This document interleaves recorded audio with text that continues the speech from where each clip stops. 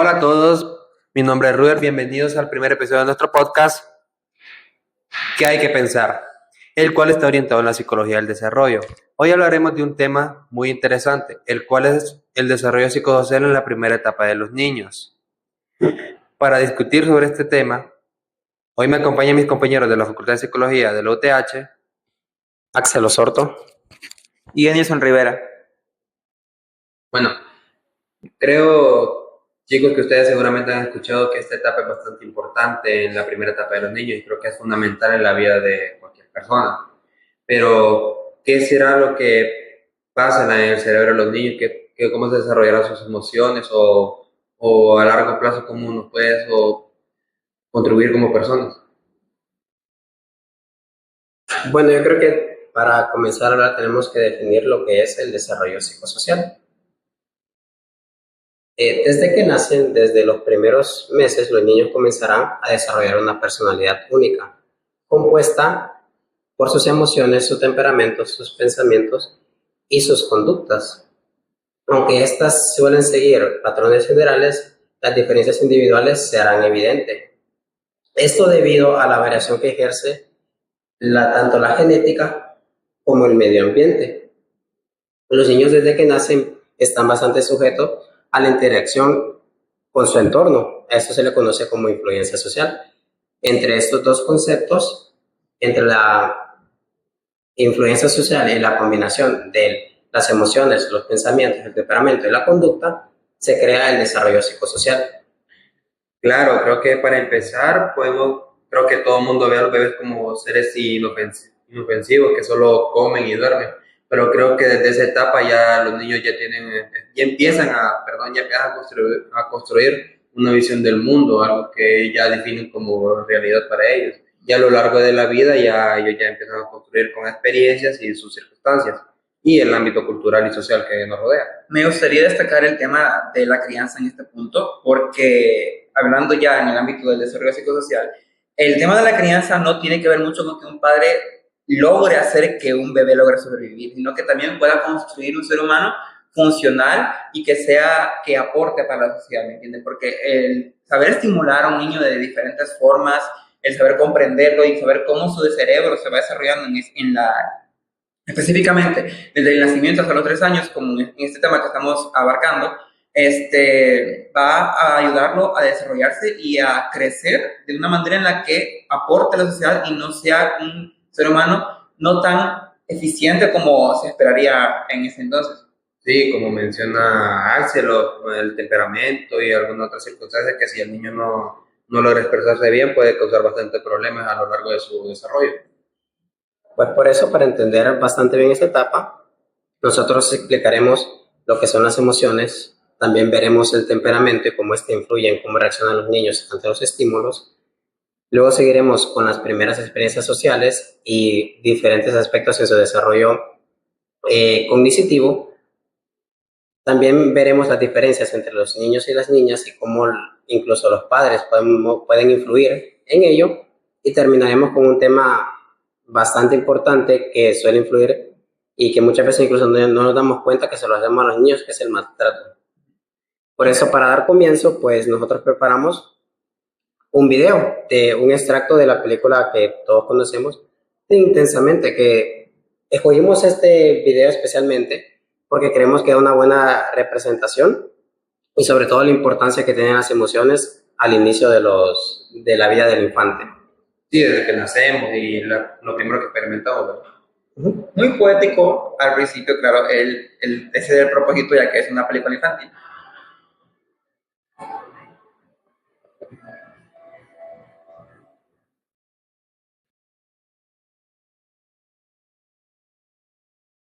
Pues aquí vemos lo que es el nacimiento de Riley y veremos lo que es su primera emoción. En la película, por tema narrativo, pues obviamente ponen que la primera emoción es la alegría, pero realmente este puede ser un tema de debate. Como para ustedes, ¿cuál sería la primera emoción del bebé? Bueno, yo creo que desde la primera experiencia que tenemos nosotros y lo que hemos aprendido, creo que sabemos que la primera emoción que experimentamos sería la tristeza, ya que es el llanto el que nos ayuda a nosotros nos ayuda a nosotros a saber que si el niño está con una salud, de una buena salud, perdón, pero también lo que realmente son las emociones, que es la manera que nosotros vemos el mundo y la manera como nosotros lo experimentamos. La felicidad creo que aquí le enfoca bastante porque todo el mundo quiere ser feliz, pero no le presta mucha atención a las emociones. Y ya al final de la película la tristeza tiene un significado que es más relevante. Bueno, desde mi punto de vista yo siento de que cualquier emoción podría ser bien representada en el momento en el que Rey muestra la primera emoción que tuvo en su nacimiento, pero podría haber sido perfectamente la tristeza, el enojo, la sorpresa, la desesperación, porque hay que tomar en cuenta muy bien de que una emoción es muy diferente a la manera en la que nosotros la representamos al exterior, porque claro, nosotros ya siendo adultos podemos representar la alegría sonriendo, la tristeza con una mueca o llorando, o el enojo con un ceño fruncido, pero un niño tiene ciertas limitaciones. Aquí me gustaría hablar sobre el tema de que el llanto es la manera en la que un bebé puede exteriorizar sus emociones. Por ejemplo, cualquiera podría pensar de que un bebé puede haber sentido en su nacimiento sorpresa, desesperación, miedo incluso, pero siempre por medio del llanto. Por eso hay muchos padres de que se sienten demasiado desesperados cuando más si son primerizos, que no saben qué hacer cuando su bebé está llorando, no saben que puede ser tiene hambre, se siente que se hizo del baño en el pañal, puede ser de que tiene sueño y obviamente la única manera en la que tienen para exteriorizar eso es por medio de llorar, por gritar, por llanto, aunque sea desesperante, no tiene la culpa de que no sepa todavía cómo desarrollar y expresar eso, porque evidentemente es un bebé. Pues sí, creo que otra cosa a recalcar es que gracias a las emociones nosotros hemos aprendido a adaptarnos, a sobrevivir, incluso algo que nos motiva, algo que nos impulsa a seguir y creo que una buena comprensión de las emociones desde la primera etapa, que es lo más importante, que ya como seres humanos nos identifica, creo que como padres, como profesionales, como adultos, como seres humanos debemos comprenderlo. Por ejemplo, comprender la tristeza, que no es una emoción mala en sí, las emociones son neutrales, pero comprender que comprender que la tristeza nos ayuda a procesar eventos y algunas circunstancias que pueden ser de cambio para nosotros. Igual que la felicidad, que nos ayuda a reconocer los placeres de la vida, el temor, que es la manera en la que nosotros reaccionamos a una sensación de peligro, o el desagrado, que es más apegado a lo fisiológico, que ya nos ayuda a evitar una enfermedad futura con algún alimento. Supervivencia también, al saber que nos gusta, que no, que es diferente en cada niño igualmente. Y también bueno, básicamente la emoción del desagrado está para que el niño evitar que tenga algún tipo de daño o evitar que tenga algún tipo de situación incómoda también. Hablando de desagrado, tú sabes que, bueno, ustedes saben que los niños siempre son interesados por cosas que tengan una figurita bastante atractiva, como decir algún personaje o el color, la textura, el olor, y ya desagrado iba a aparte porque si tú, vaya, incluso como nosotros adultos, si miramos una comida que no nos parece apetitosa, no podemos decir. Ahí está operando ella.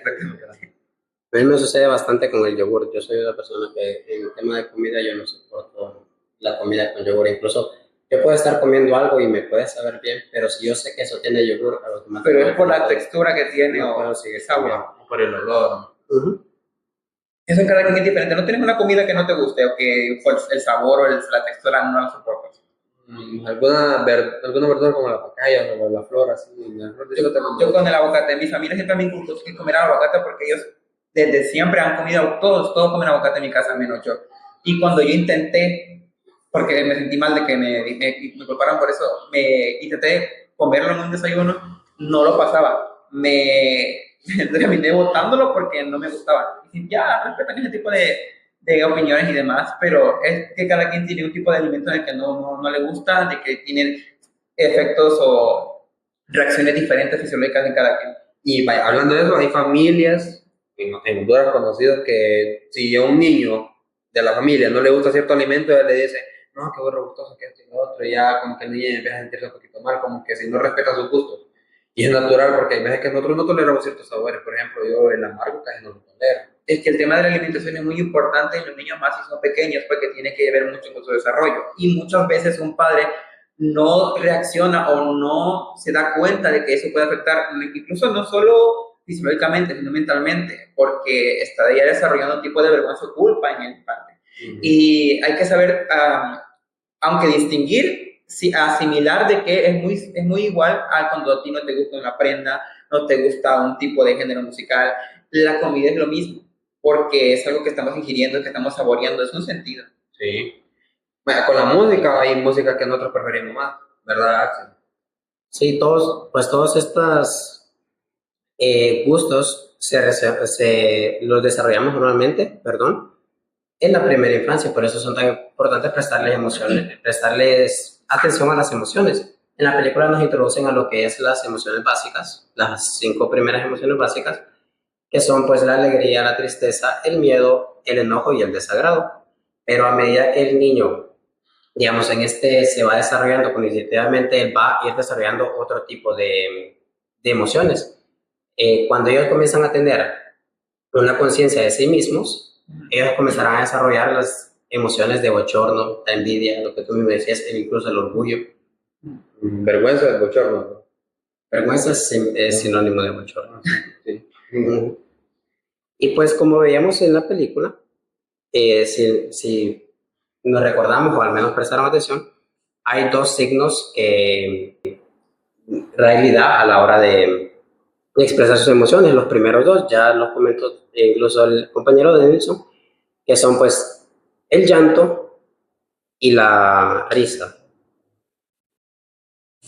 El llanto como tal, creo que sería la manera que nosotros expresamos algo que nos disgusta. Los niños siempre acostumbran a algo que, si les disgusta algo, lloran. Si están incómodos porque se hayan hecho encima, ellos lloran. Si tienen hambre, lloran. Bueno, creo que el llanto siempre expresa una falta de necesidad y para que el adulto acuye a eso. Es que, pues, yo creo que aquí ninguno de nosotros somos pues padres, Sí. pero es algo que especialmente cuando se es padre primerizo, se suele ignorar bastante. Y realmente, al principio, incluso cuando lloran, los padres no suelen diferenciar entre este tipo de llantos. Cuando los bebés en cada vez que lloran, están pidiendo algo y siempre llorarán de manera distinta para pedirlo. Un ejemplo que da pues, el libro que nosotros estudiamos es que cuando los niños lloran por hambre, esos normalmente subirán al paladar, la lengua al paladar. Incluso si uno ve eso, uno puede intuir que está llorando por hambre y enfocar eso y llegar a alimentarlo, pues darles el pecho, darles la lactancia y que ellos dejen de llorar. Incluso cuando ya están pasando, no las primeras etapas, sino que ya cuando van a 2, 3 años, ellos siguen llorando porque tienen hambre, perdón, o porque algún berrinche. Y pues el segundo signo, la segunda señal que el bebé dará a la hora de expresar sus emociones es la risa. Ellos normalmente al principio cuando ellos nacen la sonrisa es innata, pero mientras pasa el primer mes, el segundo mes, el tercer mes, ellos comenzarán a reconocer, como por ejemplo, los sonidos cuando se acerca a la madre, cuando la madre le habla. Incluso ella se aleja y cuando la madre se acerca, ellos comenzarán a reír o a sonreírle. Cuando personas que ellos ya han asociado, incluso les hablan así, uno nota como uno suele bajar su voz y hablarles, ellos comenzarán a reaccionar a nuestros... Cuando se le habla a un niño de una manera como que muy tierna para ver cómo reaccionan, ese tipo de risa ya vendría a ser como inconsciente porque está reaccionando a lo que nosotros estamos haciendo en él para tratar de llamar su atención. Pero hay puntos en el que el niño ya, como ya vio cómo reaccionamos, hace ya la risa conscientemente para que atraerlo a nosotros en ese momento. Ya es como que algo inverso. La risa como estímulo creo que hay cosas que nos causan gracia, ver alguna tontería, ver algún pichinguito desde niño, ver pichinguito que sea animado, creo que identificamos bastante cosas. Cuando miramos a una persona animada, obviamente el niño va a decir, me recuerda tal, y ahí vienen esa sensación de felicidad y esa sonrisa.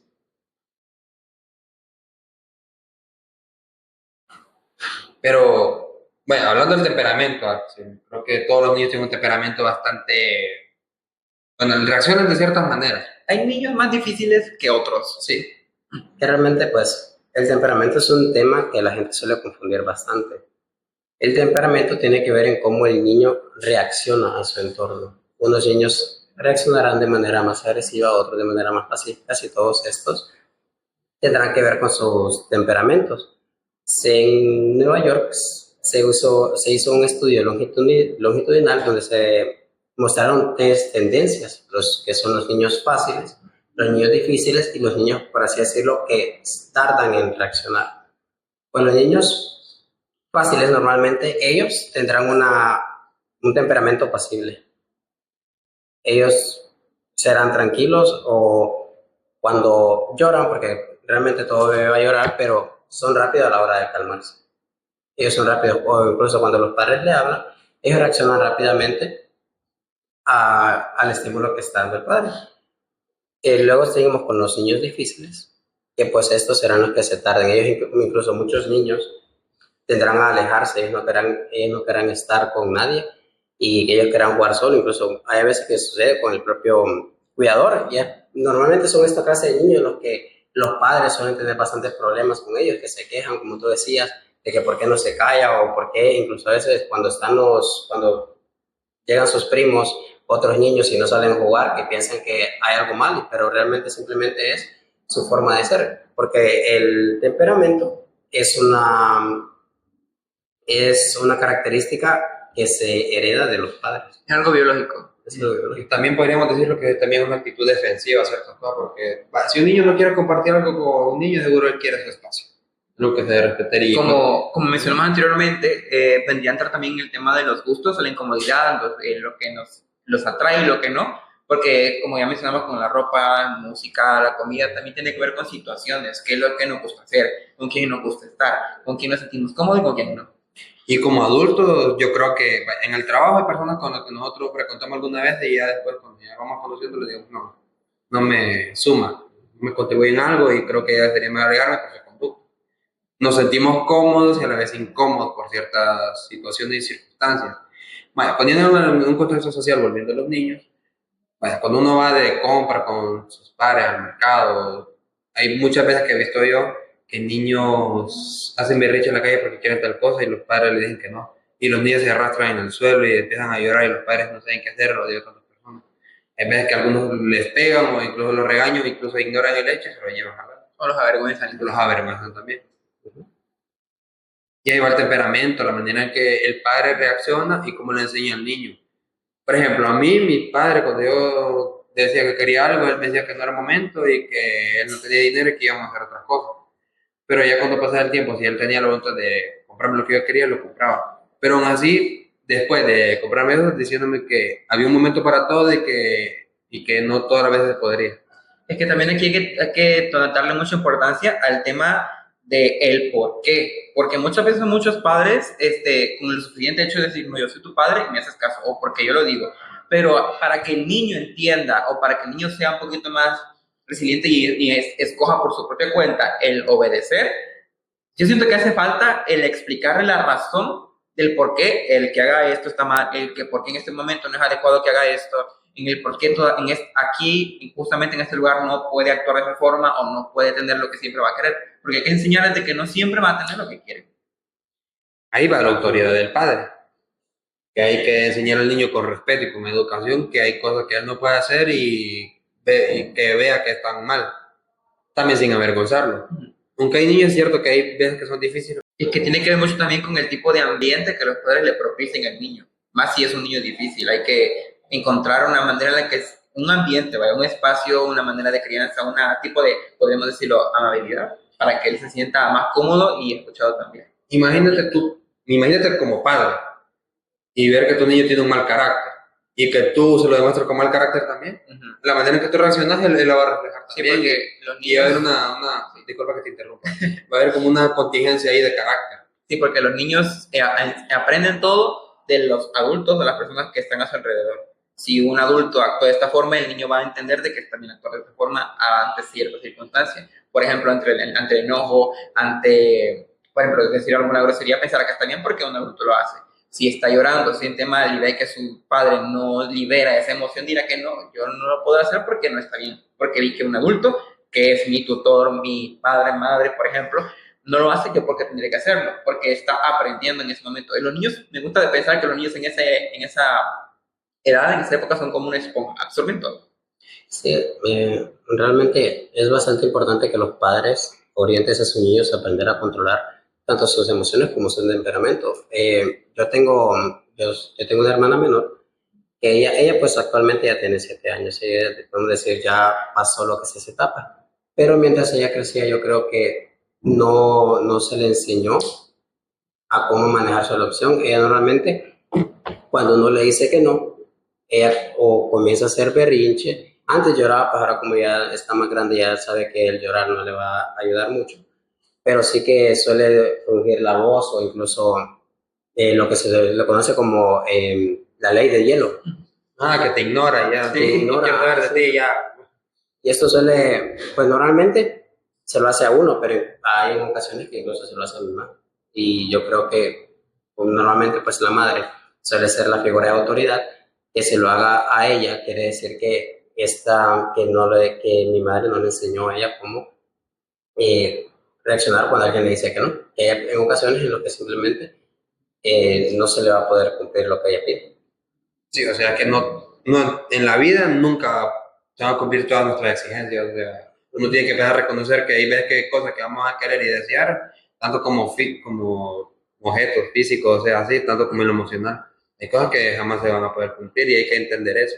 De enseñarle a los niños que sus exigencias tienen un tiempo. Desde muy pequeños hay que saber aceptar que no siempre vamos a obtener lo que queremos, incluso por mucho que nos esforcemos. Incluso hay un demasiado poético esa frase de que no lo que tú quieras se va a lograr ni te esfuerzas. No siempre va a ser así y está bien, porque hay que saber aceptar de que no siempre tendremos por lo que luchemos, y sea una meta, sueño o lo que sea. Siempre hay que aceptar de que somos humanos, de que a veces logramos lo que nos proponemos, a veces no. Y eso también nos puede ayudar a aprender, también incluso con los niños.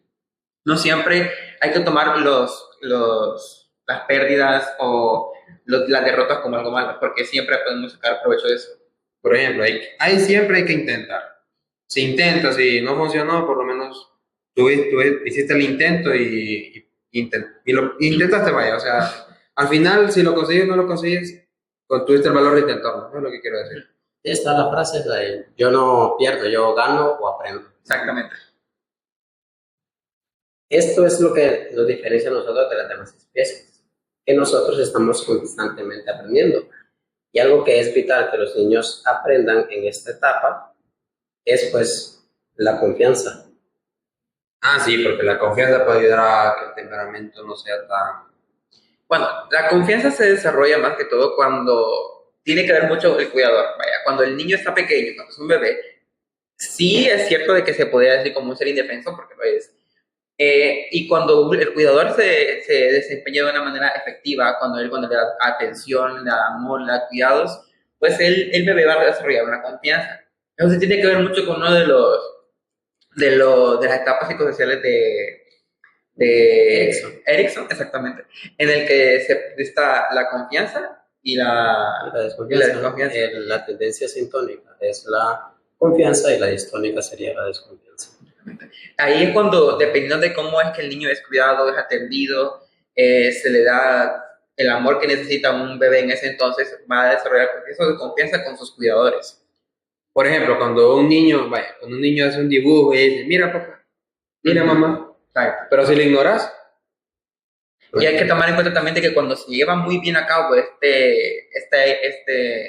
confianza en un niño, se puede llegar a tener la virtud de la esperanza. Y aquí es cuando un niño ya de por sí, si le otorgó la confianza cuando era un bebé, al ser una persona ya funcional, un niño adolescente, un niño pequeño, va a tener siempre la esperanza de que siempre podría ver como que una situación mejor, a pesar de que encuentre en situaciones difíciles o en un momento que se le esté incómodo. Va a tener la optimismo, por así decirlo, de que algo puede funcionar y puede desenvolverse de una manera mejor a como se sentía mal. Si ponemos de ejemplo de que se sentía triste o de que no se siente bien en cierta situación, un ambiente incómodo, ya sea en la escuela, en cualquier escenario, en la familia, porque en la familia también puede haber momentos bastante incómodos. Pues, digamos, Eric hace bastante hincapié en esto de que si bien uno quiere que un niño desarrolle la confianza, tampoco tiene que dejar de lado lo que es la desconfianza.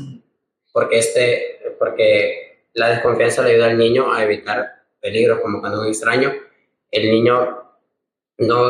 que un niño se abalance o acepte rápidamente a un extraño realmente es un mal signo. Porque termina siendo bastante influible. Exactamente, solamente porque en la frase diga confianza versus de confianza, no significa que es una competencia, no es más bien como un equilibrio entre ambos para encontrar un desarrollo óptimo en esa época. Por eso sintonía y sintonía, o sea, tiene que estar la sintonía con la desconfianza y la confianza. Y así podría Y aprender así. la virtud de la esperanza. Por ejemplo, hablando del dibujo, imagínate que el niño sea, no te digo, ignorado porque él hizo algo y cuando lo quiera, tenga miedo de mostrarlo después de talento.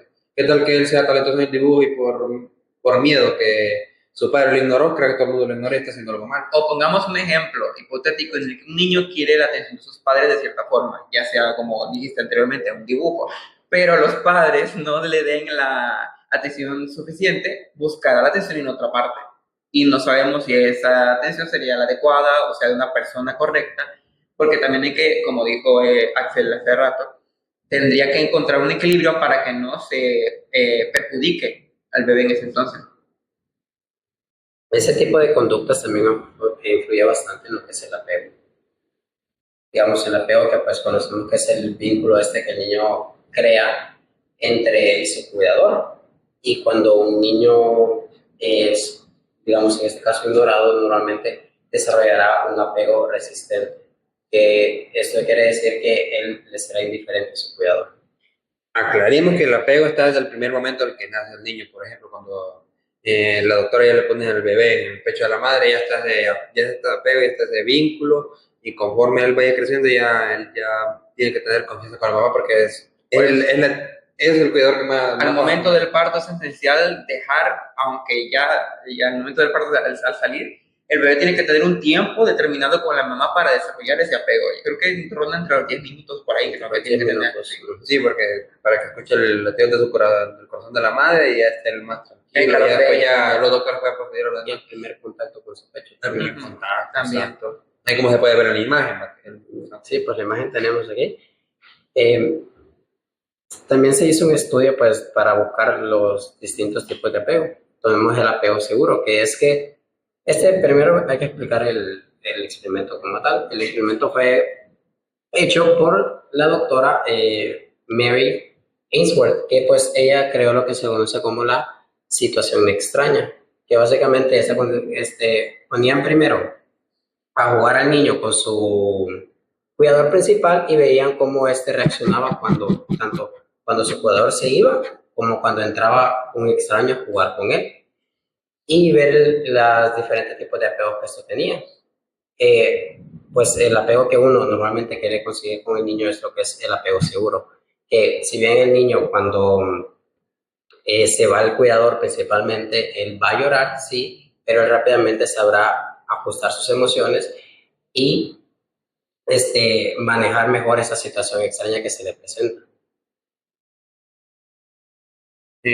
Al igual, bueno, como nosotros ya como adultos que tenemos cierto apego a ciertas personas, ya incluso en el trabajo, incluso en la universidad, o yo que comparto que con ustedes, nosotros tenemos cierto apego según la confianza que hemos tenido nosotros. Ya en esta época, ya como dijo Axel, el apego viene ya de parte de viene de mano con la confianza. Y ya en nuestro ambiente, ya siendo nosotros ya unos adultos, eso ya tiene mucho que ver con el tiempo que pasamos, en las vivencias que pasamos uno con otros, porque uno tiene un comportamiento diferente, por ejemplo, con un familiar, un amigo de años, que con un completo extraño o un compañero nuevo de trabajo o un compañero nuevo de universidad. Ya está ese vínculo que se formó, ya hubo convivencia anterior para poder formar esa confianza y para posteriormente formar ese apego con esa persona. Sí, porque el apego empieza con la familia, ya cuando ya nosotros tenemos la libertad de ir a un jardín de niños o ir a la escuela, ya cada vez que estamos con un grupo diferente, el primer día nos cuesta. Incluso el primer día que nosotros estuvimos en la universidad, nosotros todos desconocidos y conforme fue pasando el tiempo y fuimos viviendo y compartiendo ciertas cosas de nosotros, ya tenemos esa confianza y este apego con nosotros. Siempre está el niño que en preescolar, jardín de infantes, kinder, llora cuando su madre se va. Sí, yo lloraba bastante cuando iba a mi mamá. O sea, no sabía qué hacer porque yo la miraba por la ventana y me ponía... Claro, porque nos están como que casi que arrojando a un lugar en la que no está a la vista. Si tenemos problemas aquí no podríamos, si nos sentimos mal, tristes o queremos algo, por ejemplo, en el momento estamos en el kinder, pero pensamos que estamos en la escuela. No tenemos hambre, queremos ir al baño, no está nuestra madre, nuestro padre, nuestra cuidadora que acudimos normalmente cuando nos sentimos incómodos, nos sentimos mal. Yo normalmente pues nunca tuve realmente ese problema yo, porque en este caso, digamos, mi madre, cuando yo era pequeño, ella pasaba bastante ocupada porque mi abuela sufría de diabetes y ella estaba en una etapa bastante grave. Entonces, pues yo tenía la costumbre de pasar con, tanto, pues ya sea con mis tías o incluso a veces con una vecina o con una cuidadora. Incluso a la hora de, tú comenzabas, él comentaba que lloró bastante cuando la primera vez que fue a la escuela. Yo desde los 4 años pues comencé a ir al prekinder y realmente nunca tuve ese problema yo. Yo no tuve el problema de alejarme de mi madre. Es importante porque hay que aclarar que cuando el niño no llora es porque él se siente seguro, él sabe que el padre va a regresar ante él. Cuando fui niño, a mí siempre me explicaron eso cuando ya iba a ir por primera vez al jardín de infantes. Entonces, yo siempre he sido un niño bastante retraído, tímido. Entonces, cuando yo estaba en un lugar extraño, no es que me pusiera a llorar, sino que me quedaba quieto. No sé si analizando el ambiente o quiénes estaban ahí. Pero siempre tuve esa confianza con mi madre. Siempre yo decía de que si ella me decía de que iba a estar bien, iba a estar bien. De que si iba a volver, pues evidentemente lo iba a hacer. Entonces, yo tenía esa confianza bastante marcada con ella. Y a pesar de que, dependiendo de la situación que me estuviera, si me sentía mal, triste o enojado, ella me calmaba y me decía de que iba a estar bien, de que volvería en tal momento. Yo le creía, porque aunque me sentí incómodo en un momento, no quería estar ahí, yo sabía de que ella iba a regresar. Bueno, de manera en la que nosotros relacionamos a uno otro ya puso un ejemplo de cómo vivimos y creo que como todas las circunstancias que hemos estado hablando, desde las emociones hasta la confianza, la desconfianza, el tema del temperamento, nuestras circunstancias han cambiado y hasta el momento nos han formado como personas. Y ya estamos aquí debatiendo y ya hemos compartido bastante tiempo. Hay como siguiente tema, autopercepción del sentido del yo. ¿Quién soy yo? O la manera que la que nosotros nos percibimos, ¿va? O sea, lo que son nuestros valores, nuestras creencias, o la manera que nosotros nos vemos. Pues la autopercepción es cuando el niño ya comienza a entender de que este es un ser separado de los demás, que este es, digamos, vemos acá que es el sentido del yo. Sigmund Freud nos hará que cuando los niños comienzan a ver esto, desarrollan lo que es el egocentrismo. Ellos se centran más en ellos y comienzan a ver a los demás como simplemente peones que sirven para ellos. Sí, que es cierto, el niño es bastante egoísta porque le dice, no, soy yo y los demás. Es bastante normal. No hay que recriminarle nada, porque a pesar de que para su edad, en ese momento pueden considerarse niños maduros, hay que recordar que siguen siendo niños. Y en esa etapa, aunque se le trate de enseñar, que está bien, por ejemplo, compartir o de que no todo le pertenece, siempre va a estar el sentimiento de que no. Por ejemplo, hay niños de que pelean a su propio padre, más niños. De que un niño también. No pueden compartir a un juguete, de que no, esto es mío, y de que, ¿por qué deben tenerlo él? Porque aquí, más allá hay que hay tomado de la mano con la enseñanza de la empatía más a futuro, porque a pesar de que son egocéntricos, siempre se preocuparán o se van a abogar por su propio bienestar. Sí, es que en esta etapa es bastante importante enseñar a los niños lo que son las normas y las reglas dentro de los hogares y afuera, incluso cómo comportarse afuera para que ellos logren autoevaluarse ellos mismos. Ellos ya puedan ver cuando ellos están mal y cuando ellos están bien y puedan pues como desarrollar tanto lo que tú comentabas, ¿cómo decías? Aquí entra también como lo que habíamos los valores sobre el explicar el por qué. Porque es más fácil que un niño obedezca si se le enseña la razón correcta sí, del por qué debería actuar, porque está mal exactamente. A ver, yo como bueno, en el sentido no, pero sí tengo una primita que ella vive en una familia que la consienten bastante, que le compran todo lo que yo quiera, o sea, gente con dinero, y ella tiene la mala costumbre. O sea, no sé en qué sentido lo dirá, pero ella siempre que lo mira a uno le dice, es que usted es pobre. A mí mi papá me compra esto. Mira, yo tengo esto. O sea, es egocéntrica y es completamente normal. O sea, cuando la llevaron al kinder, el jardín de niños, ella mira a un niño entrar con una mochila que no es o sea, no es como la de ella, que es o sea, no tiene dibujo, pero sí tiene un diseño bastante ostentoso. Pero mira una que se compra en el mercado y esa niña es pobre. A que a los niños les gusta mucho lo llamativo. Sí, lo son llamativos. Sí, Es que esa niña es pobre. se rigen por los coloridos, por lo que es la atención. O sea, Gusta pero, bastante la atención. o sea, en lo que vamos es que el sentido que tiene ella como que ella es superior porque tiene dinero. Y otros niños dicen, no, es que no. Pero eso lo tuvo que haber aprendido pues en su hogar. Sí, ahora lo que voy yo, que mi familia, o sea, la familia de ella tiene la costumbre ¿cómo te explico? De decirle que ella es mejor porque ellos tienen más, o sea, tienen carro, tienen cosas, tienen servidumbre y como que ella dice, ah, Para yo eso soy... tiene que No, darse y más bien les causa gracia que ella diga, no, es que tú sos pobre, causa gracia. Y no lo reprenden, o sea, ahí van los valores que pone la familia, cómo ella se identifica, cómo ella se ve. los padres están intentando, como por así decirlo, enseñarle lo que es la empatía, pero creo que más se están desarrollando lo que es la pena. Ujú. Quieren como que, y pues el niño realmente no va a entender eso todavía. No, y la manera en la que los padres le enseñan, obviamente el niño como se escoja, como dijiste tú, ellos le absorben, o sea, si a mí me enseñan que yo soy mejor por tener dinero, obviamente va a ser mejor.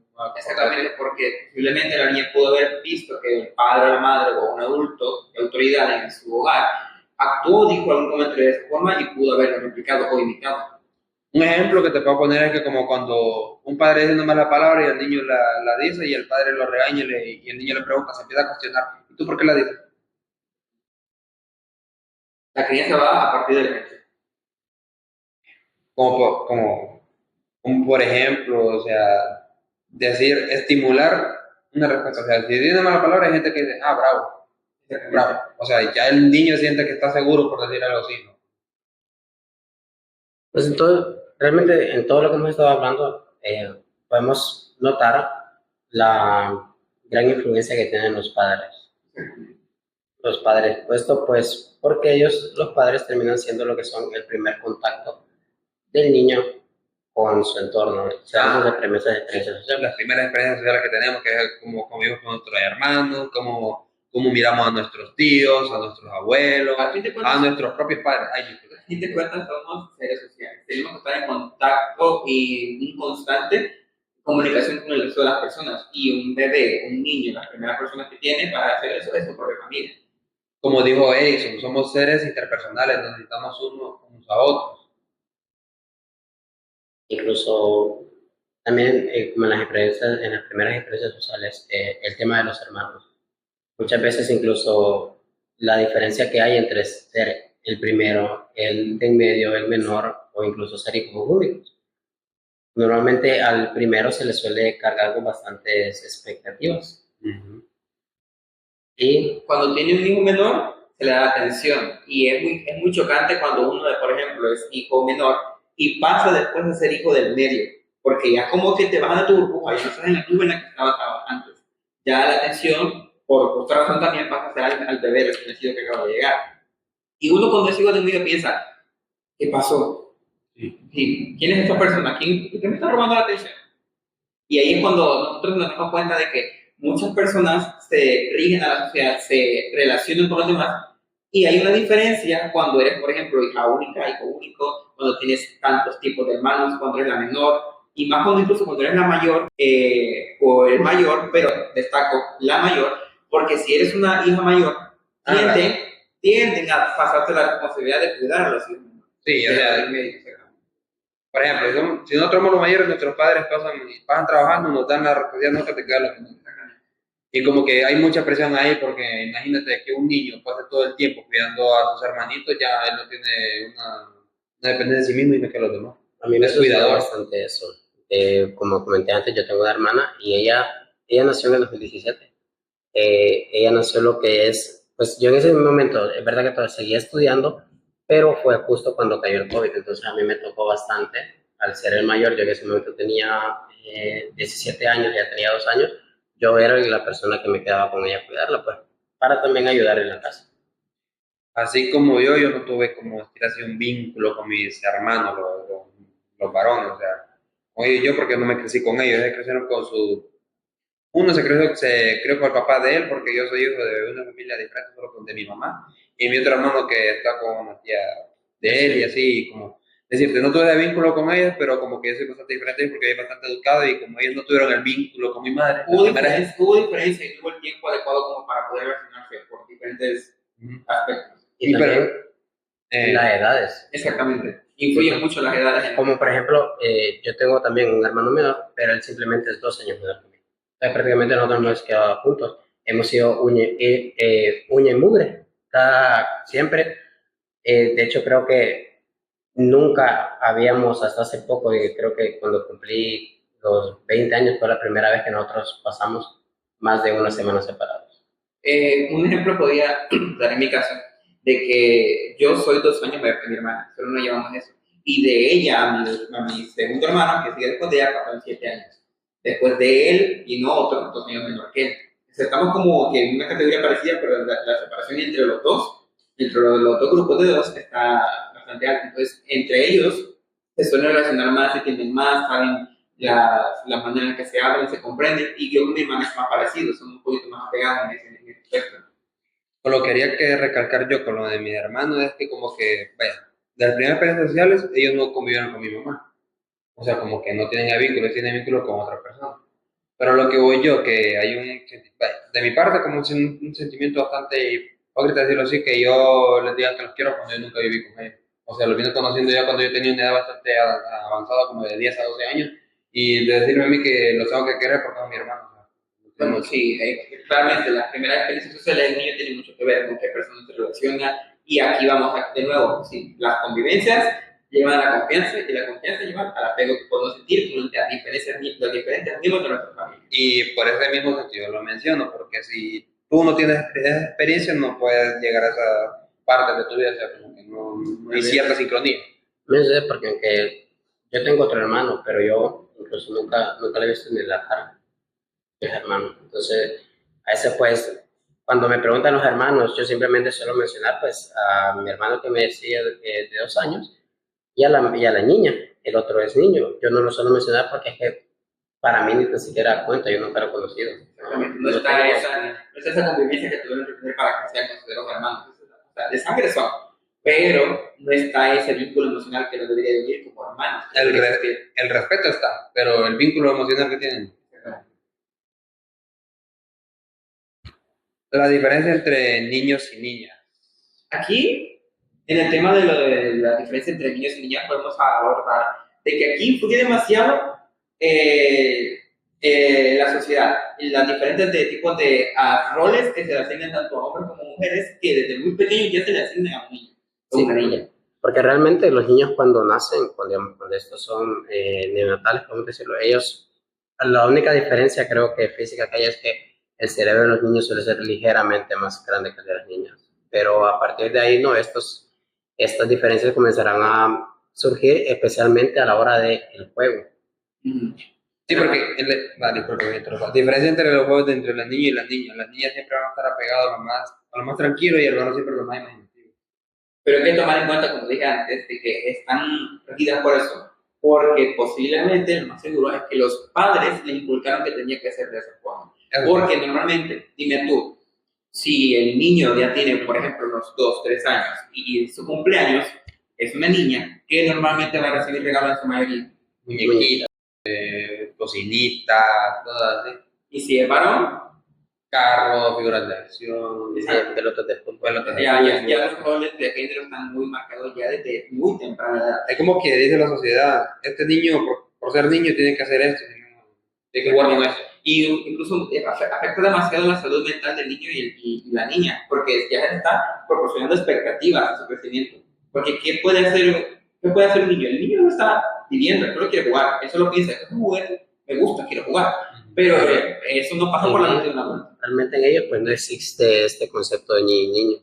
Ellos eso es algo que ellos lo van a desarrollar pues más adelante. Y en este entonces, algo que se suele decir bastante, niño azul, niña rosa. En las revelaciones de género de los baby showers. Sí, los baby showers. Que sale un jueguito y rosado, es niña, sí, azul, paró. Las propias tendencias del padre, simplemente los padres por lo general van a jugar con los niños. Esto puede ser cuando tienen un hijo varón, le prestará más atención que cuando tiene una hija. E incluso, aun cuando ellos pasen tiempo, el juego con el niño tiende a ser más brusco. Exacto. Sí, es pesado. Porque ya consideramos de que el niño aguantaría más pesado los juegos. Porque se supone de que debe tener más fuerza, aunque ambos son niños. Son pequeños, aunque existe una clara diferencia, como mencionamos antes, se supone o se sugiere, piensan ellos siempre, de que el niño aguantaría más. De que por eso se le atribuye como jugar pelota siempre o jugar juegos más rudos. Y pues sí, sí es cierto que los niños son más fuertes que o se desarrollarán. Por físico. Ajá. Pero esto comenzará ya cuando ellos, pues normalmente cuando entra la pubertad. Y esta, pues aquí simplemente es edad de juego. Edad de juego, en la que pueden compartir, los niños y niñas pueden compartir juegos, sanamente. Hay que aclarar eso. Bueno, compañeros, ya como último tema tocar el día de hoy, que estamos aquí reunidos, sería el maltrato. Pero, ¿qué es el maltrato en sí? O sea, yo sé que el maltrato es cómo nos comportamos con un niño y cómo lo tratamos. Cómo el niño se siente Cómo respecto también, al comportamiento. cómo exacto. Y cómo este va a afectar su desarrollo también, porque un niño que fue criado en un ambiente más sano, más amoroso, él se va a desarrollar diferente a uno que es más retraído porque, por ejemplo, está en una casa en la que escuchan gritos, peleas o incluso algún tipo de abuso físico como golpes. El maltrato más común que daremos nosotros a los niños es lo que es la negligencia, el ignorarlos a ellos. Sí. Porque el recibir atención, eso estimula demasiado su mente y su desarrollo psicosocial. Y el ignorarlo de simple hecho lo hace sentir retraído, como que no son aceptados, como que no son tomados en cuenta. Reconocimiento. Es reconocerlo, exactamente. Reconocerlos y pues ellos... Como necesidades básicas Más luego, se tomados en cuenta. Y ellos repetirán de si nosotros los ignoramos, ellos también nos ignorarán a nosotros. Sí. Incluso esa actitud de maltrato lo pueden reflejar con otros niños. Con otros niños, ¿no? Sí, porque imagínate si al niño lo ignoran, cuando otro niño se acerca a decirle, ay, mira que este juguetito está bien bonito, quiero jugar conmigo, lo ignora. Y hay que tomar en cuenta también de que muchas veces los padres no se dan cuenta de que están haciéndole un maltrato a sus hijos. Por ejemplo, la negligencia, como tú mencionaste, también está, si el niño está llorando, como mencionamos justamente al principio, que es la única forma de que tiene para poder comunicarse, el llorar de diferentes formas, a un padre eso lo va a desesperar, lo va a hacer sentir como que agobiado, enojado. ¿Y cómo responde la mayoría? Con gritos, con golpes, con ignorarlo igualmente. Y eso no es una forma aceptable, a mí me parece, de poder reaccionar, porque no es como que él tenga otra opción de poder decir cómo se siente. Bueno, como de maltrato, cuando no sabe, cuando un niño le levanta mucho la mano, él reacciona. Sí. Hay maneras de reaccionar porque hay veces incluso la violencia física ya es perjudicial en el niño porque no va a poder estar con alguien porque si medio levanta el brazo ya está. O sea, como que tener pánico a estar socialmente rodeado. O sea, pero ahí es porque muy seguramente al niño le pega. Sí, el niño le pega, o sea, hay maltrato. Recibe abuso físico. Por eso es importante estar bien emocional y mentalmente antes de decidir ser padre. Yo creo que, y hablando de eso, yo creo que ese es uno de los grandes problemas que tenemos nosotros en la sociedad hondureña. Que realmente uno de los grandes factores, eso sí, hay que hablar así porque las cosas como son, es que es la pobreza. No existe un tipo de educación sexual que les guíe en el cómo poder cuidarse, en cómo poder planificar una familia más adelante a futuro. Por ejemplo, imagínate tú que le pegas a un niño solo porque tuviste un mal día. O porque el niño hizo algo mal. Aquí inicia el cómo el padre regula y gestiona sus propias emociones, porque no puede ser sano de que un padre enojado porque tuvo un mal día en el trabajo o tuvo un mal día en una visita con algún familiar, por ejemplo, vaya a desquitarse con el niño que ni culpa tiene. O porque el niño está insistiendo ahí, mira, papá, mira, te dice esto. Y el sí, padre este hijo es para darle atención. Pues realmente esto no es una crítica a los padres, porque tenemos que el papel de ese padre es un error y ensayo. Sí, no viene con un tipo de instrucción sobre cómo debes criar a un niño. No existe un padre perfecto. Aunque suene muy poético, no existe un padre perfecto. Una crítica constructiva, una guía, una manera en ayudar también. Consejitos.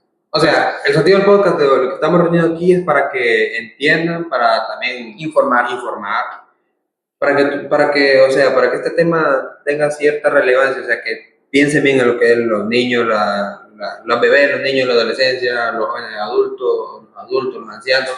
Hay ciertas etapas que hay que cumplir, hay que respetar. Porque como dijimos al inicio, cómo uno cría a un niño y cómo se desarrolle va a influir en cómo sea adulto.